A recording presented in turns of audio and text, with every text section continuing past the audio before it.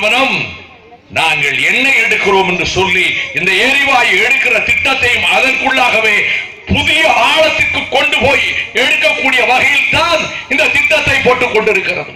நரேந்திர மோடி அவர்களுக்கு சொல்லுவேன், மிகுந்த வேதனையோடு கூறுகிறேன், நெடுவாசலில் 90 நாட்களாக போராடுகிறார்களே எங்கள் மக்கள், எந்த அடிப்படையிலே கர்நாடகத்தை சேர்ந்த பாரதிய ஜனதா கட்சி எம்பியினுடைய ஜெம் லேபரேட்டரி நிறுவனத்துக்கு இதற்கு பிறகு ஒப்பந்தம் போட்டீர்கள் நெடுவாசலிலே ஹைட்ரோ கார்பன் திட்டத்தை நிறைவேற்றுவதற்கு?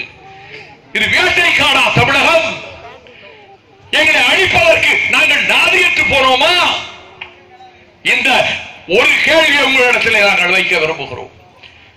இந்த போராட்டத்தை முன்னெடுத்து சென்ற வரலாற்று துறையினுடைய பேராசிரியர், மயிலாடுதுறை கல்லூரியிலே தலைமை பேராசிரியராக இருந்து இன்றைக்கு திருச்சி மத்திய சிறைச்சாலையினுடைய கொட்டடிக்குள்ளே இருக்கிறாரே பேராசிரியர் ஜெயராமன், நீ சிறை வைத்தாய்.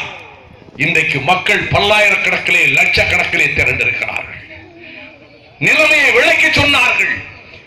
குழாயிலே இருந்து எண்ணெய் வெளியேறுகிறது, எல்லாம் பராமரிக்கப்படாமல் பழுதாகி போன குழாய்கள், 2000 பதிக்கப்பட்ட குழாய்கள், 15 ஆண்டுகளுக்கு மேல் நிச்சயமாக பழுதுபட்டு போகும்.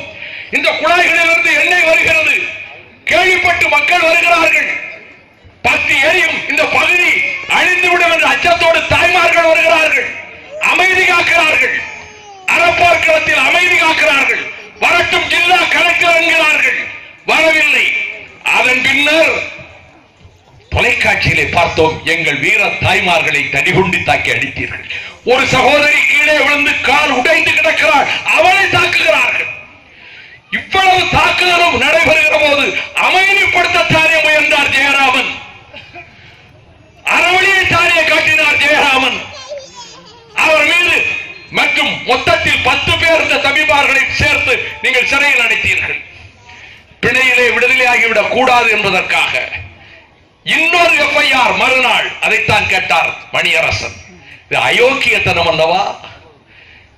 எஸ்பியும் கலெக்டரும் நீங்களாக முடிவெடுக்கவில்லை, டிஜிபியும் ஹோம் செக்ரட்டரியும் போட்ட உத்தரவின் பேரிலே நீங்கள் இந்த முடிவெடுத்திருக்கிறீர்கள் என்று நான் குற்றம் சாட்டுகிறேன்.